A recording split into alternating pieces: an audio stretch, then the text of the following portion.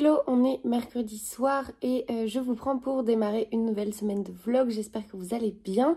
J'ai plein de choses à vous dire en ce milieu de semaine. Le début, c'est vrai que lundi et mardi ont filé très vite et je n'ai pas pris le temps de vous prendre. J'ai été à moitié un peu malade, à moitié un peu fatiguée. Je le suis toujours un petit peu, je pense que ça se voit à ma tête.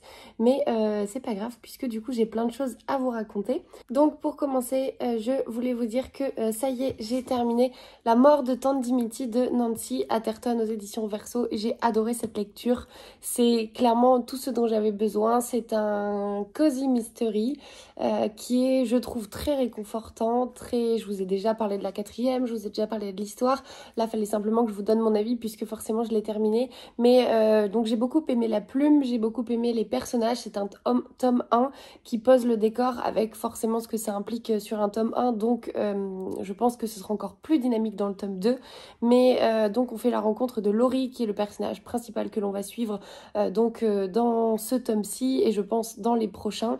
Laurie qui va apprendre qu'elle est héritière d'une dame qu'elle ne connaît pas, en tout cas d'une dame dont elle a beaucoup entendu parler parce que sa mère lui racontait ses histoires. Et donc cette dame, visiblement très riche, a des exigences suite à sa mort assez particulières et Laurie donc va devoir répondre à ces exigences si elle veut toucher une certaine somme d'argent, sauf que bien au-delà de l'argent il va se passer pas mal de choses qui voilà, vont la pousser à aller chercher la vérité, à aller enquêter. Elle est donc accompagnée d'un autre personnage dont on fait la connaissance qui est très attachant lui aussi. Je vous en dis pas plus, je vous laisse découvrir cette histoire et tout ce que je peux vous dire c'est que cette histoire est surprenante, que c'est pas du tout la tournure que je m'attendais à trouver et j'ai trouvé que voilà, l'univers en lui-même de ce roman était très réconfortant, très agréable et j'ai adoré, donc je lirai avec grand plaisir la suite, mais en tout cas je vous le recommande si vous cherchez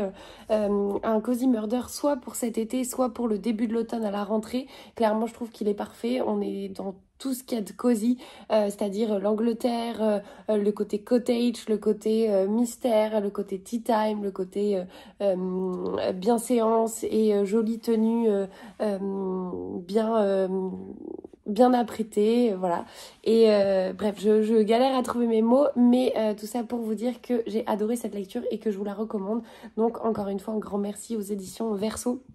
Et plus particulièrement à Benoît qui m'a fait découvrir ce roman puisque voilà, il connaît tellement bien mes goûts que clairement ça ne pouvait que me plaire.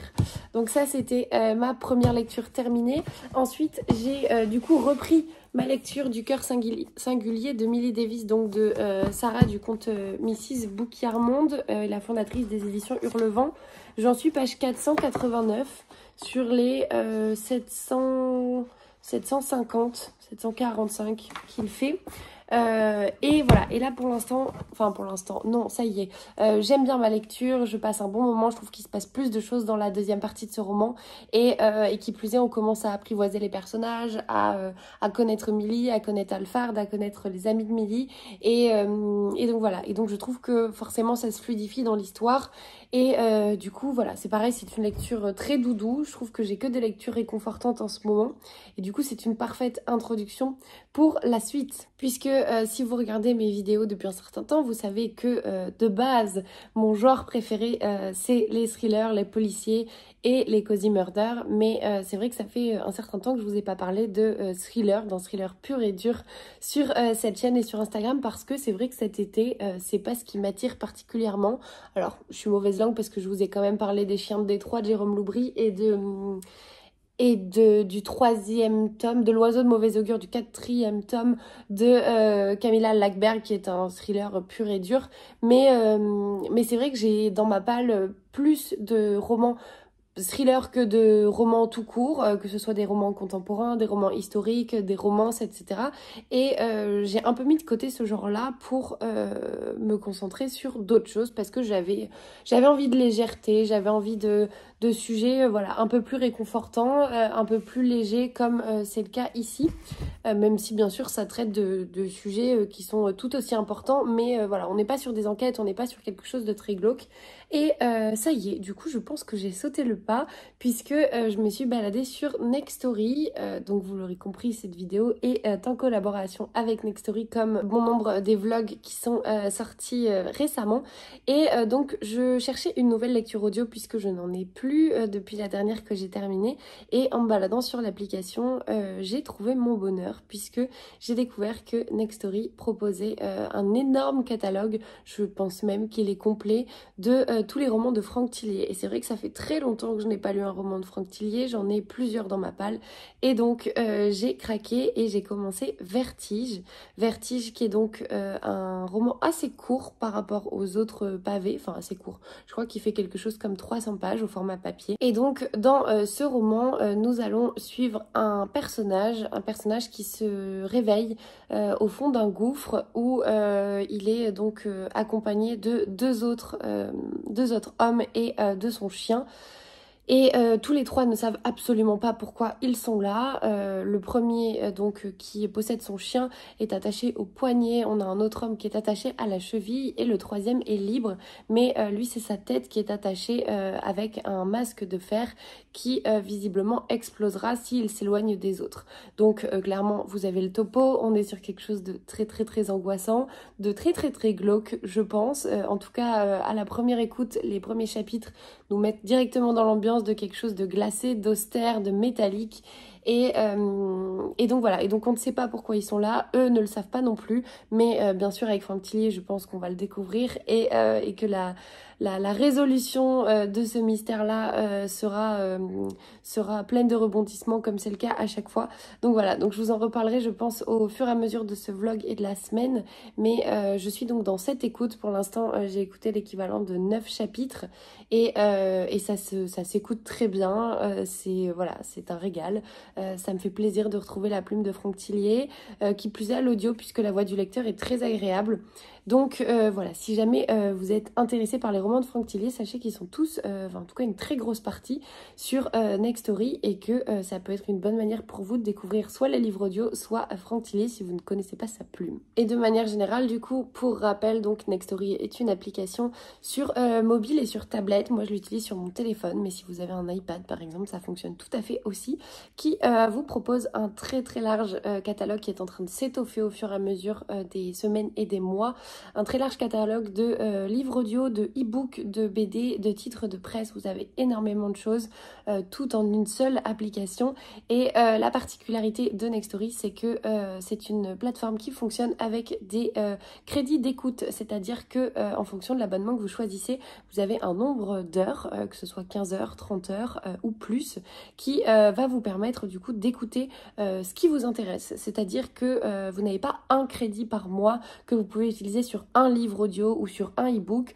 Vous avez un crédit d'heure qui du coup est décompté. Donc si par exemple, je sais pas, vous voulez justement sur le Franck Thilliez, vous l'avez en papier, comme c'est le cas pour moi, vous voulez en journée, quand vous êtes dans votre voiture, l'écouter sur Nextory, et le soir l'écouter, enfin le lire en version papier, c'est tout à fait possible.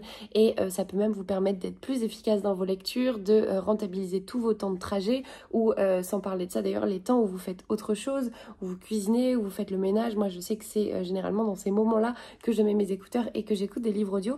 Donc voilà, ça peut être une très chouette manière de faire baisser votre palle. En tout cas moi c'est le parti que j'ai pris, et jusqu'ici ça fonctionne plutôt bien, puisque en juillet, qui est d'habitude le mois juillet et août qui sont les 2 mois où je lis le moins, je crois que ce mois-ci je suis à 7 ou 8 livres lus, 4, 2, oui c'est ça, je suis à 7 livres lus pour l'instant, donc je regarde tout droit puisque mon bilan lecture est en face de moi. Mais donc je suis très contente, et ce que je trouve très chouette qui plus est, c'est que vous avez donc la variété des formats, des supports. Comme je vous le disais, vous avez des livres audio, mais vous n'avez pas que ça. Vous avez des e-books, vous avez des titres de presse, des BD, vous avez des titres de presse qui sont très intéressants, qui permettent de se tenir au courant de l'actualité, bien qu'elle soit un petit peu morose en ce moment. Mais voilà, vous avez des magazines spécialisés, et ça peut être une très chouette manière pour un coup très très abordable puisque donc vous avez 3 abonnements. Le premier, je crois que c'est un abonnement, donc vous avez 15 heures d'écoute par mois, 15 heures de lecture, enfin d'écoute ou de lecture par mois. Vous avez la possibilité d'avoir jusqu'à 4 profils, donc si par exemple à une famille ou même avec des amis vous partagez un compte, c'est tout à fait possible.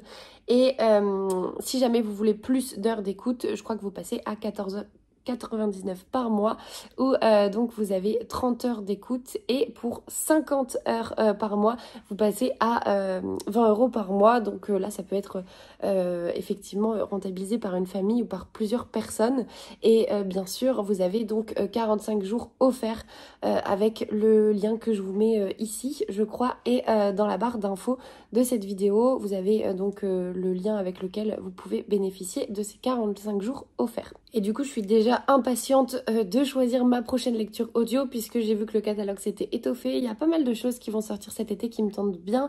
On a notamment tous les romans de Morgane Moncomble qui sont sortis sur la plateforme.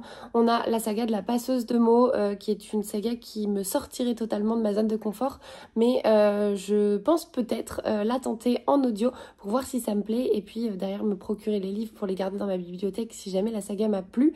Mais voilà, sachez que vraiment les genres sont très variés, que vous soyez amateur ou amatrice de polar, de thriller, de littérature générale, d'essais, vous avez énormément de sujets et tout ça en une seule application pour un coût clairement défiant toute concurrence par rapport au fonctionnement, par rapport aux heures que vous avez et non des crédits et je trouve que ça permet de piocher au gré de ses envies et c'est très appréciable de pouvoir lire plusieurs livres avec un abonnement plutôt qu'un seul via un crédit. Et du coup sur un sujet totalement différent, ce midi je suis allée faire un tour sur ma pause déjeuner, j'en ai profité pour aller me balader à Cultura et je ne suis pas ressortie les mains vides, j'avais donc un bon cadeau à utiliser mais est-ce qu'on a vraiment besoin d'un bon cadeau pour se faire des cadeaux ?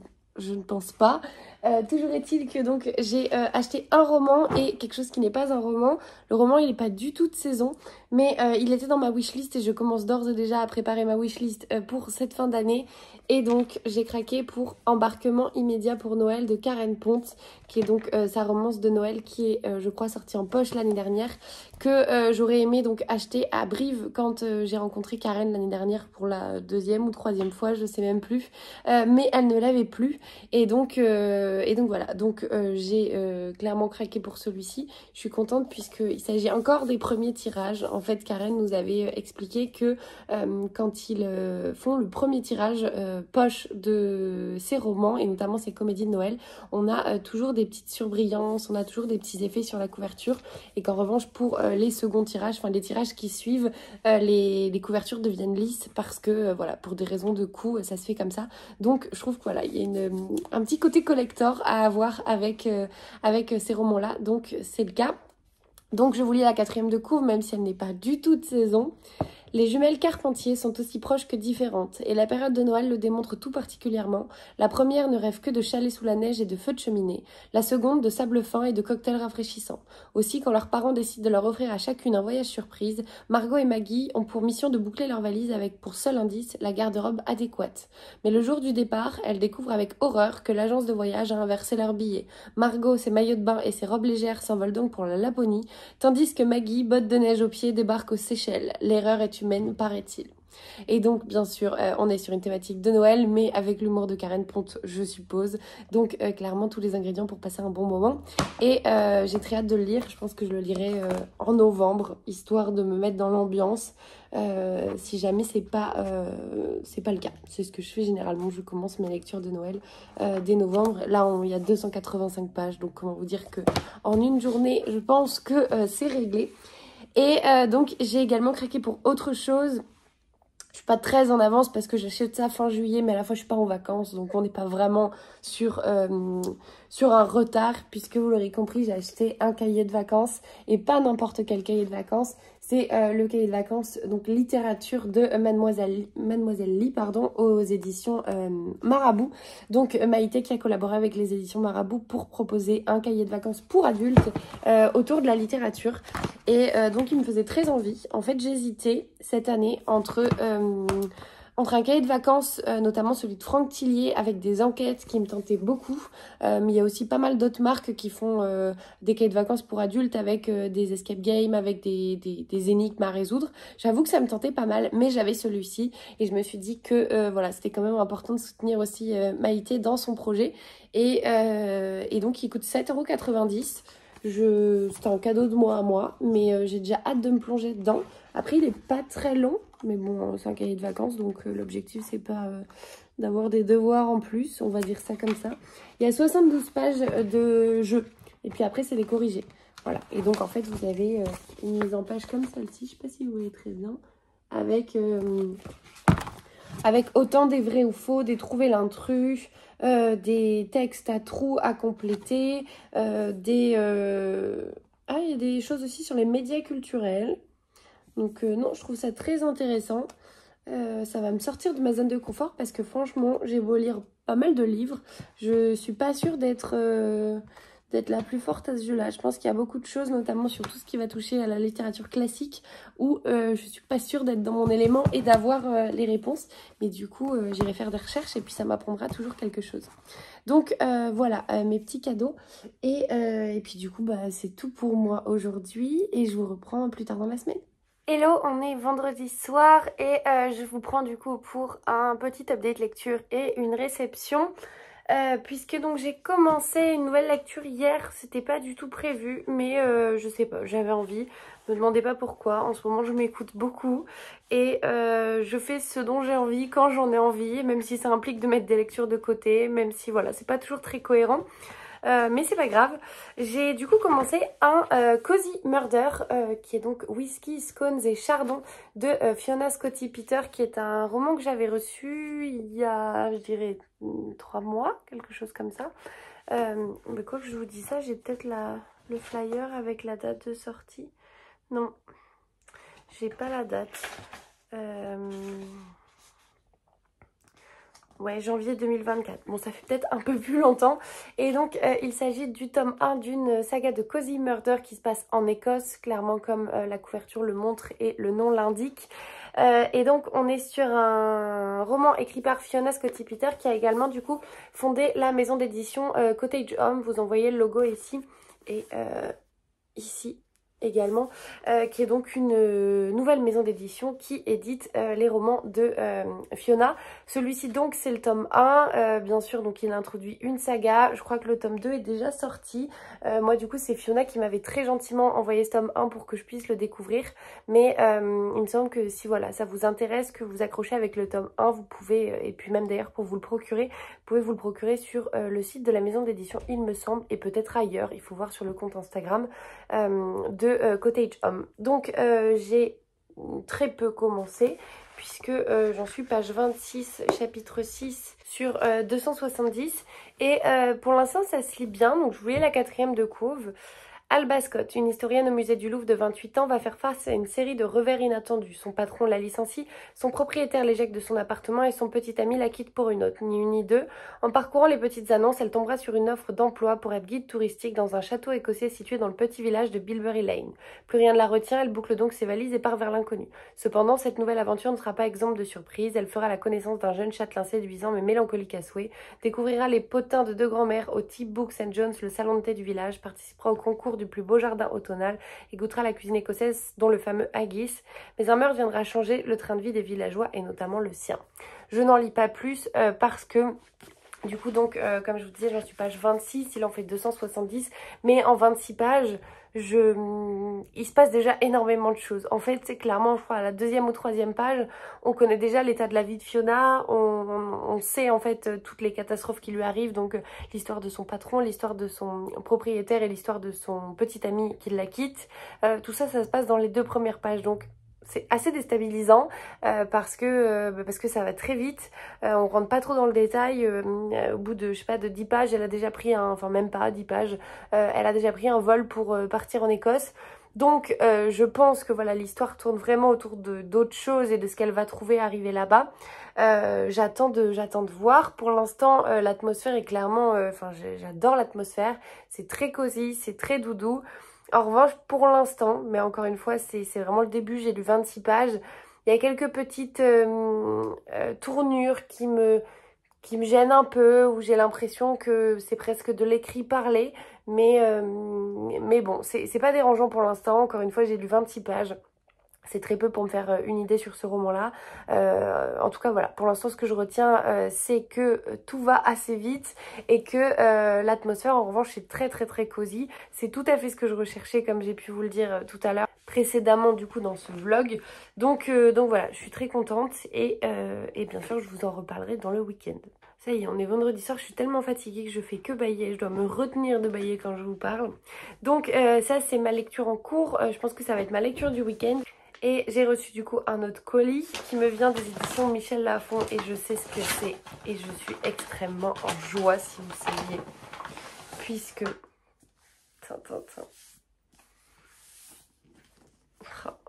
J'ai reçu le dernier roman d'Olivier Norek, Les Guerriers de l'Hiver. Je suis hyper impatiente de le découvrir. Vous remarquerez que la couverture est assez énigmatique. Bon, moi bien sûr j'enlève ça, mais... on dirait pas en fait un roman d'Olivier Norek, je trouve que ça ressemble pas tant que ça, enfin ça ressemble pas à un polar en fait, on dirait presque un roman, je sais pas, enfin un autre genre en tout cas. Donc, carrément il y a le marque-page avec, enfin il est dédicacé, oh, je suis trop contente. Oui. Bref, donc il sort le 29 août, j'ai pas besoin du communiqué de presse pour vous le dire. Sauf si je me suis trompée. Non, il sort le 29 août. Bien sûr, donc il sort à l'occasion de la rentrée littéraire.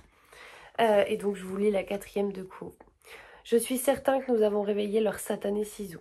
Je ne parle pas leur langue, camarade. Et je ne pourrai te traduire ce mot car il n'a d'équivalent nulle part. Le ciseau est l'âme de la Finlande. Il dit le courage, la force intérieure, la ténacité, la résistance, la détermination. Une vie austère dans un environnement hostile a forgé leur mental d'un acier qui nous résiste aujourd'hui. Imaginez un pays minuscule, imaginez-en un autre, gigantesque. Imaginez maintenant qu'ils s'affrontent.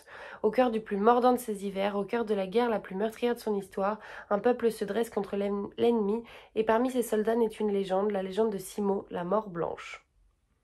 Ok, donc clairement j'avais pas du tout la 4e de couve, c'est du Olivier Norek, donc en fait je me laisse tenter sans réserve, mais j'avoue que le sujet a l'air assez particulier, enfin assez éloigné en tout cas de ce qu'il écrit d'habitude, mais jusqu'ici j'ai jamais eu de faux pas avec Olivier Norek, donc voilà, ce sera une de mes lectures de cet été je pense, avec donc comme je vous disais le marque-page qui va avec, et voilà, donc un grand merci à Michel Lafon et puis à Olivier Norek pour cette dédicace.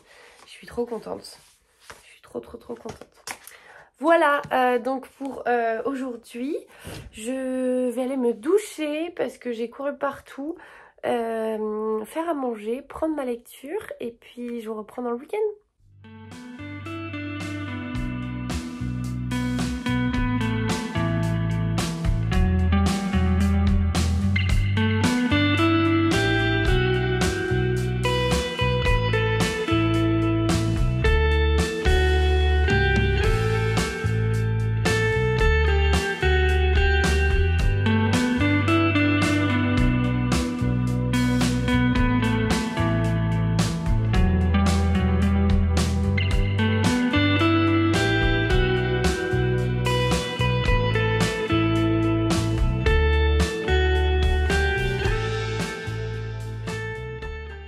Hello, on est samedi et je vous prends pour clôturer cette semaine de vlog parce que je me rends compte que du coup j'aurai rien de plus à vous dire demain. Je viens de rentrer du sport, d'où ma tenue, bon vous voyez pas, mais voilà, ce matin donc il y avait le book club des Bordelaises, ça faisait très longtemps que j'avais pas pu y aller parce que c'est vrai que maintenant j'ai peu de week-ends. Comment dire, c'est pas disponible, mais étant donné que mon conjoint travaille 2 week-ends sur 4 en fait minimum chaque mois, les quelques week-ends où il travaille pas on en profite pour bouger et jusqu'ici c'est vrai que ça tombait sur des week-ends où il y avait le book club, donc voilà, donc je m'étais pas joint aux filles depuis un moment, donc on a passé un très bon moment, c'était très chouette, échanger de lecture et puis de plein d'autres sujets. Donc voilà, je suis du coup ensuite allée au sport, enfin bref, j'ai couru un peu partout, j'ai fait du rangement qui n'était pas prévu et du coup je n'ai pas lu, ce qui fait que je suis toujours donc dans ma lecture de Whisky, Scones et Chardon, j'en suis page 50. ce qui est vraiment pas énorme. Hier soir j'ai regardé la cérémonie d'ouverture des JO et je suis allée me coucher. J'ai lu je crois quelque chose comme 4 pages. Donc voilà, donc je pense que je vais continuer ce soir, mais demain ça risque d'être un peu la course. Donc pareil, je préfère clôturer ce vlog maintenant, comme ça me permet de finaliser le montage et de vous sortir un vlog dimanche comme prévu. Mais bien sûr je vous parlerai de cette lecture dans le prochain vlog pour vous dire ce que j'en pense et si j'aime une fois ma lecture terminée. Voilà, donc je pense que ce sera un petit vlog, mais c'est pas grave. J'espère que vous avez passé un agréable moment en ma compagnie, que vous avez trouvé de nouvelles suggestions de lecture. Et comme d'habitude, je vous souhaite une très belle semaine, de très belles découvertes et je vous dis à la prochaine.